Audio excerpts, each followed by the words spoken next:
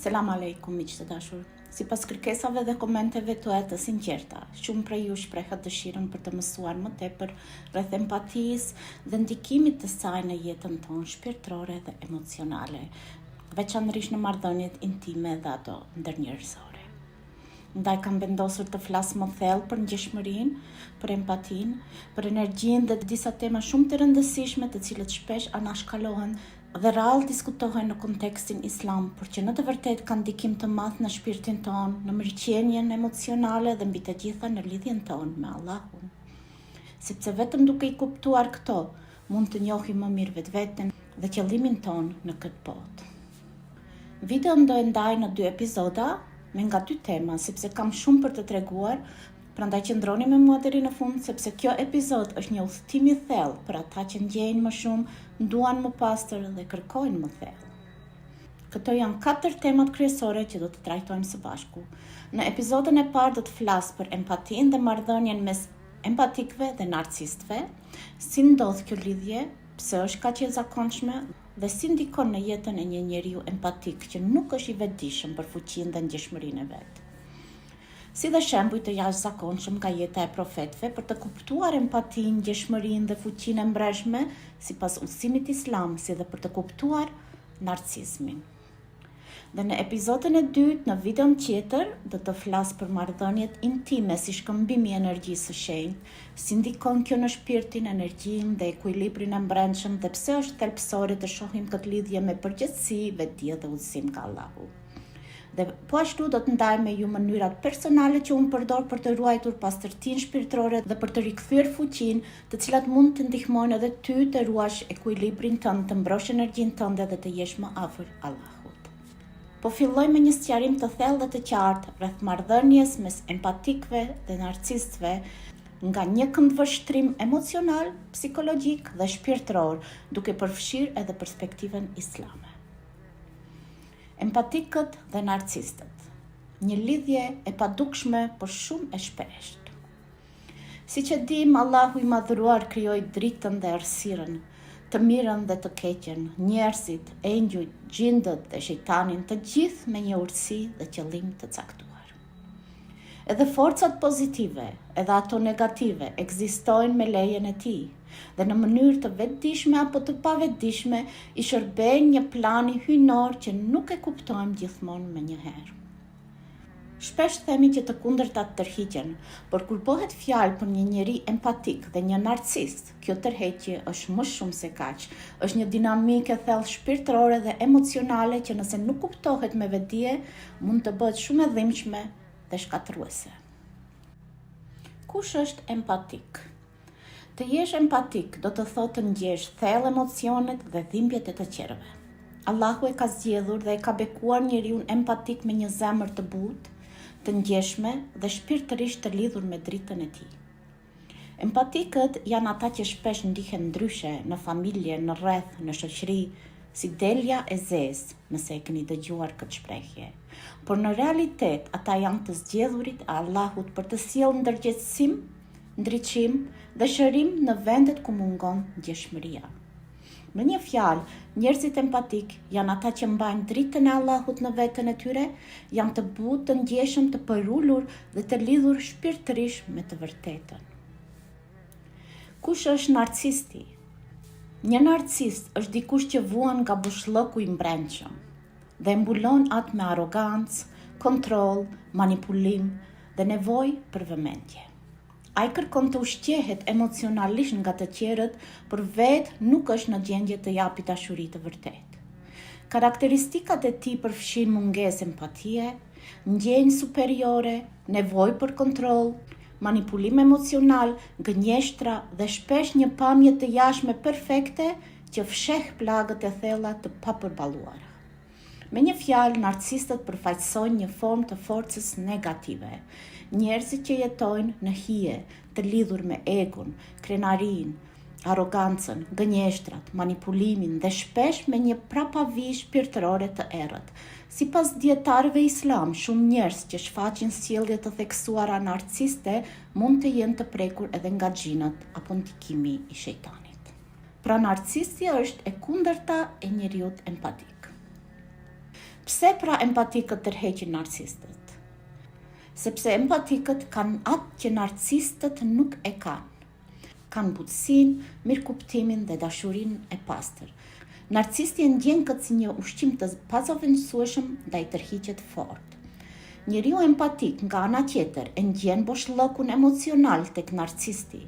Dhe për shkak se është një zemër mirë, i vjen keq, e sheh si një shpirt të lënduar, që ka nevojë për dashuri dhe shërim, ndaj shpesh ndjen një lloj detyrimi të qëndrojë pranë tij, t'i japi dashuri, të shpresoj, madje të përpiqet edhe ta shpëtojë.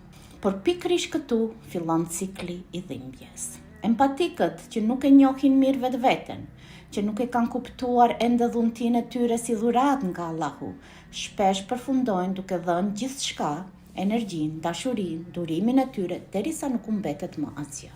Ndërsa përpiqen ta ndriçojnë dhe shpëtojnë tjetrin, ata vetë mbeten të zbrazët, të lodhur dhe të humbur në errësirë. Kështu, shumë empatik përfundojnë në gjendje hutimi, bllokimi emocional dhe shpesh edhe në depresion. Jo sepse janë të dobët, por sepse kanë dhënë aq shumë pa e ditur se dhe ata kanë nevojë për shërim, mbrojtje dhe rikthim te Allahu, si dhe te vetvetja. Shumë empatik janë rritur në familje ku një nga prindrit ka pasur kontroll dhe si fëmijë janë mësuar të jenë të mirë, të dashur, të heshtin, të kujdesen për të tjerët, etj. Me një fjalë, t'i kënaqin të tjerët. Pa vetdije, ata rriten me një plagë që i shtyn të kërkojnë dashurinë e munguar dhe shpesh përfundojnë në marrëdhënie me narcist. Nëse empatikët nuk vetëdijsohen për këtë dinamik dhe nuk punojnë me veten për të shëruar veten dhe rikthyer fuqinë e tyre shpirtërore, rrezikojnë të mbeten të bllokuar në marrëdhënie toksike për vite me radhë. Shumë prej tyre edhe martohen me narcist duke menduar se po e shërojnë ose e shpëtojnë dashurinë, por në realitet po e varrosin veten gjithmonë e më thellë. Por lajmi i mirë është se empatikët janë të zgjedhur nga Allahu, dhe kjo do të thotë që ata kanë brenda tyre një dritë që nuk shuhet pavarësisht sa shumë errësirë kanë përreth. Asgjë në këtë jetë nuk është pa arsye. As njerëzit që na lëndojnë, as ata që na sfidojnë, e as ata që përpiqen të na thyejnë. Edhe forcat negative, narcistët, manipuluesit, njerëzit me maska dhe qëllime të fshehta janë vendosur në rrugën tonë nga Allahu për një qëllim të madh dhe shpirtëror. Disa njerëz nuk janë në jetën tënde rastësisht, ata janë sprov për ty. Jo çdo sprov vjen e mbështjell me dhimbje apo humbje, ndonjëherë ajo vjen në formën e një personi. Ai që të zemëron, ai që të lëndon e nuk të kupton, ai që të vë në sprov pa e ditur fare, ai që nxjerr në pah një anë tënde për të cilën nuk je krenar, dhe në ato momente nuk ka të bëj me ata, ka të bëj me ty, me karakterin tënd, me reagimin tënd, me dritën tënde. Allahu thotë te ne kemi bërë disa prej jush sprov për të tjerët, a do të tregoni durim? Te Sureja Furkan 25-20. Pra, kjo nuk është vetëm një çështje emocionale, është një sprov shpirtërore dhe empatikët shpesh vendosen pranë këtyre njerëzve jo për dënim, por për mësim dhe zgjim. Empatikët vuajnë, ndjejnë, thyen, por pikërisht përmes kësaj dhimbje ata zgjohen. Ata fillojnë të kuptojnë kush janë, sa vlerë kanë dhe kush është Allahu për ta. Në fakt, narcisti bëhet mjet i zgjimit të shpirtit të një empatiku. Sepse vetëm pasi thyet njeriu, kthehet nga e vërteta, kthehet tek Allahu dhe e rindërton vetveten në një mënyrë më të pastër dhe më të fuqishme. Pra këto marrëdhënie të dhimbshme nuk janë dëshkim nga Allahu, por thirrje për zgjuarje. Sepse vetëm kur zemra thyhet, vetëm kur ndihesh i humbur në rrugën e dikujt tjetër, vetëm kur je në errësirë shpirti të zgjohet dhe fillon të kërkosh veten dhe në thellësi të shpirtit fillon të kërkosh Allahun. Unë nuk e kam vendosur rastësisht emrin e kanalit tim Mësimi i Shpirtit, sepse për të mu zgjuar shpirti u dash të më thyet zemra, u dash të përjetoj të gjithë këto që përmenda. Duhet që shpirti dhe zemra ime të thyej, të bëhet copë e grim, të shpërndahej dhe të humbiste veten, të kaloj në për shumë sprova, jo vetëm me njerëz, por dhe me humbje të tjera. Këtë teme kam përmend në disa video për sprovat, si dhe kam sqaruar historinë time të video me tahajjudin, për thyerjen e mallkimeve. Pra u dash të kaloj në për këto gjëra, që pastaj të kërkoj Allahun me lot, me dhimbje, me lutje dhe heshtje. Natën vonë në tahajjud, kur çdo zë hesht, unë i lutesha Allahut, i përulesha me sinqeritet, vendohesha me gjithë zemër dhe qenien time që të gjej atë dhe përmes ti të gjej dhe rindërtoj shpirtin tim pjesë pas pjese. Dhe me ndihmën e vetme të atij që kur nuk më la vetëm, Zotin e gjithësisë e bëra këtë. Dhimbja mua nuk më vrau, ajo më zgjoi dhe më forcoi. Ajo më detyroi të kthehem thellë brenda vetes, të kthehem tek Allahu, të kuptoj kush jam, pse ndjej kaq shumë dhe çfarë misioni më ka dhënë Allahu në këtë jetë. Zgjimi i shpirtit nuk është thjesht një emër, është historia ime dhe ndoshta edhe e jotja. Pra lëndimi, manipulimi, zhgënjimi, gënjeshtrat janë pasqyra që të tregojnë jo vetëm fytyrën e vërtetë të tjerëve, por edhe vlerën e vërtetë të vetes tënde. Allahu lejon që të kalojmë në për këto sprova, në për këto marrëdhënie të tilla që të na zgjojë, na nxjerr nga iluzioni dhe të na kthejë tek Ai dhe te vetja jone vërtet, tek ajo zemër e butë dhe ngjeshme që Ai e ka bekuar. Allahu i sprovon njerëzit në mënyra të ndryshme sipas urtësisë së Tij të pakufishme.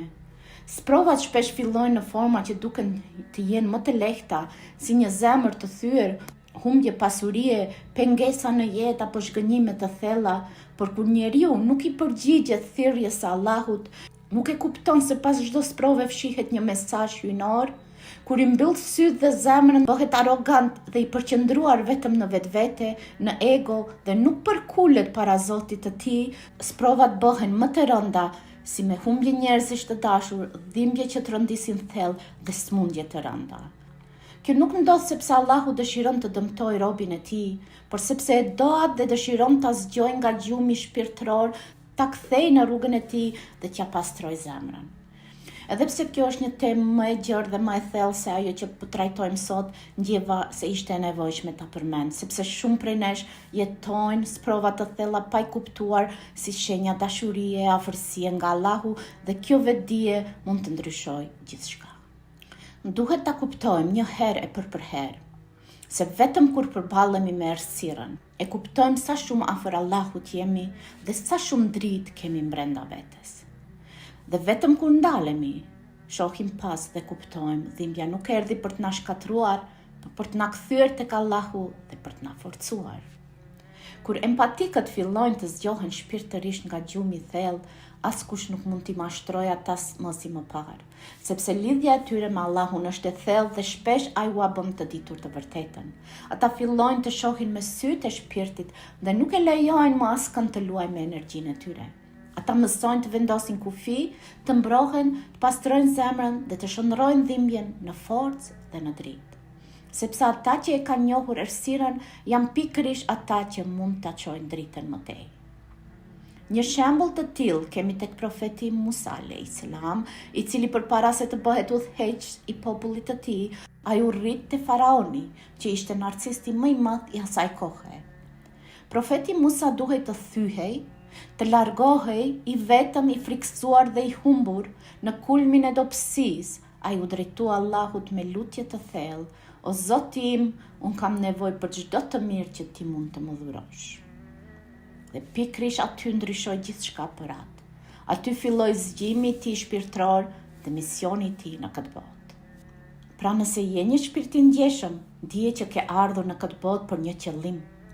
Allahu të ka sjellë për të shëruar veten edhe të tjerët, për të ndihmuar e të frymëzuar e jo për të shkatëruar veten tënde.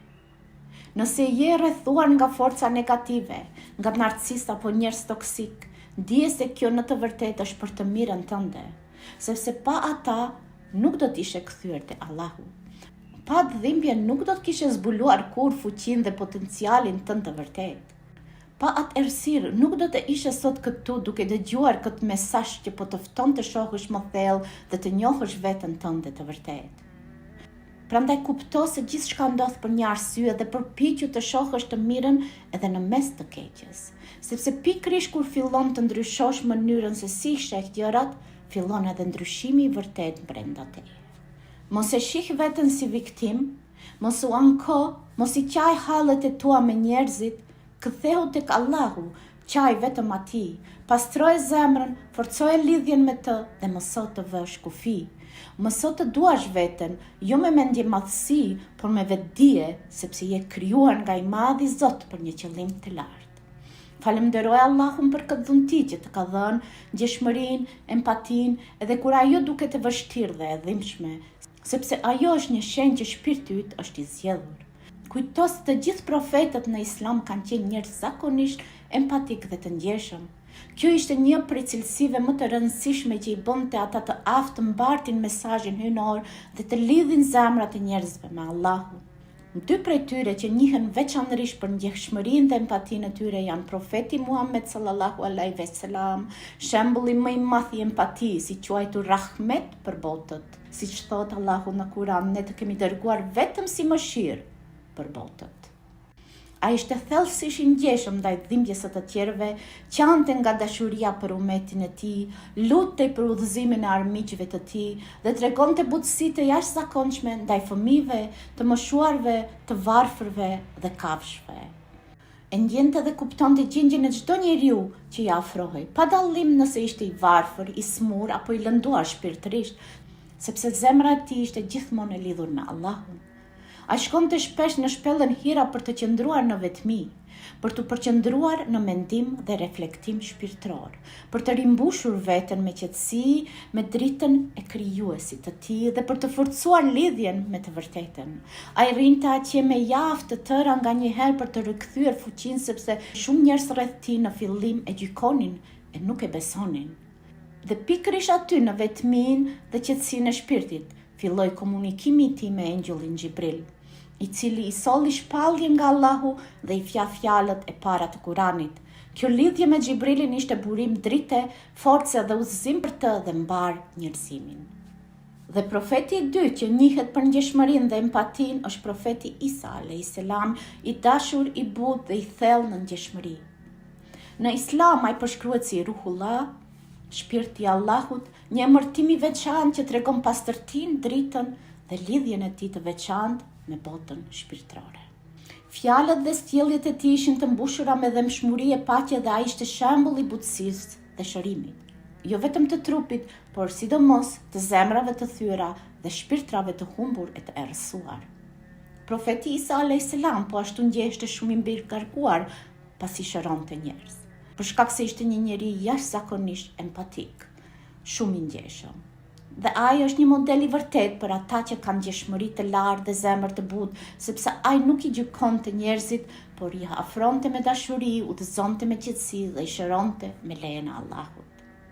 Pra, empatia ishte një dhuratë hyjnore për të dërguarit e Allahut. Ndjeshmëria e thellë nuk është rastësi tek të zgjedhurit e Allahut, është një dhunti hyjnore që Allahu a ka dhuruar profetëve të tij në mënyrën që ata të ndjejnë zemrat e njerëzve dhe të udhëheqin me butësi drejt Allahut dhe drejt të së vërtetës. Gjithë të zgjedhurit dhe të dërguarit e Allahut, si dhe sabahët dhe dietarët e asaj kohe dhe në ditët e sotme po ashtu kanë pasur dhe ende kanë këtë dhunti për të përdorur ndjeshmërinë si mjet për pastrim shpirtëror dhe si urë lidhse me krijesat për të shpërndarë mesazhin hyjnor të Allahut me butësi, urtësi dhe dashuri. Por ajo nuk është gjithmonë e lehtë për ta mbajtur. Është një përgjegjësi që Allahu a jep atyre që janë të fortë nga brenda, atyre që janë të vetëdijshëm dhe që dinë ta shndrojnë ndjeshmërinë dhe energjinë e tyre në forcë. Sepse nëse nuk je I vetëdijshëm, siç përmenda edhe më herët, empatia mund të të bllokojë, të të hutojë, të të zhysë në energjinë e të tjerëve deri në atë pikë sa të mos dish më kush je ti vetë. Mund të ndihesh I rrëzuar, I ngarkuar, I errësuar dhe I pafuqishëm, jo pse je I dobët, por sepse nuk ke mësuar ende si ta kanalizosh këtë dhunti drejt Allahut dhe drejt forcës së brendshme. Nëse Allahu të ka dhënë empati, një zemër që ndjen thellë, ruaje, forcoje dhe përdore për të mirën tënde dhe të tjerëve, sepse jo çdo zemër e ka këtë dhuratë. Shumë njerëz empatik njihen si shpëtimtar për të tjerët. Ata janë ata që gjithmonë ndihmojnë, japin, mbështesin, shërojnë e dëgjojnë. Por siç thash edhe më parë, nëse nuk e njohim veten dhe nuk jam të vetëdijshëm për kufit dhe dhuntin që Allahu ka dhënë, rrezikojnë të shpëtojnë të tjerët për të humbin veten.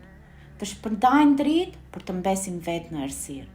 Prandaj vetëdia është mbrojtja e shpirtit empatik, sepse ai nuk është thirrur të shuhet për të tjerët, por të ndriçojë me mençuri e me udhëzim nga Allahu. Prandaj të sugjeroj të mbrosh veten me namaz, me dhikr dhe me meditim. Rikthe fuqinë tënde çdo mbrëmje para se të flesh dhe çdo mëngjes sapo të zgjohesh. Nëse ende nuk e ke dëgjuar meditimin tim të fundit, të ftoj ta dëgjosh, i cili është i krijuar me qëllim të veçantë, të ndihmoj shpirtin tënd të mbledh fuqinë dhe energjinë, të pastrosh nga ngarkesat e ditës dhe të ndërtosh një lidhje më të thellë me Allahun. Linkun do ta vendos në koment. Mos harro, vetëm kur je thellësisht i lidhur me Allahun, kur i mbështetesh atij, kur vendos kufi dhe je i vetëdijshëm, zgjohet forca jote e vërtet dhe drita jote e brendshme fillon të ndriçojë më fort dhe atëherë ti ke energjinë dhe fuqinë nga Allahu dhe askush nuk mund ta shuaj atë. Ti mund që atë dalësh sepse Allahu është me ty, vetëm kthehu me sinqeritet, pendohu, afrohu dhe lëshoje veten tek mëshira e tij. Do të shohë se si rrugët e mirësisë, bereqetit dhe qetësisë hapen përpara teje me lejen e tij, sepse ajo që Allahu ka vendosur në zemrën tënde është e veçantë dhe ti ke fuqinë që me ndihmën e tij ta shndrosh dhimbjen që ndjen sot në forcë, dritë dhe mirësi për veten dhe për të tjerët. E përfundoj këtë epizod këtu. Më tregoni në komente nëse kjo temë rezonoi me ju, nëse prekët diçka të thellë brenda vetes dhe nëse keni ndonjë pyetje rreth kësaj teme, mos hezitoni të më pyetni ose të më tregoni. Qëndroni të lidhur me mua për më shumë përmbajtje dhe tema të thella që ushqejnë shpirtin dhe ndërgjegjen tuaj. Epizodi 2 është në përgatitje. Deri atëherë, paqja dhe bekimet e Allahut qofshin mbi ju. Asalamu alaikum.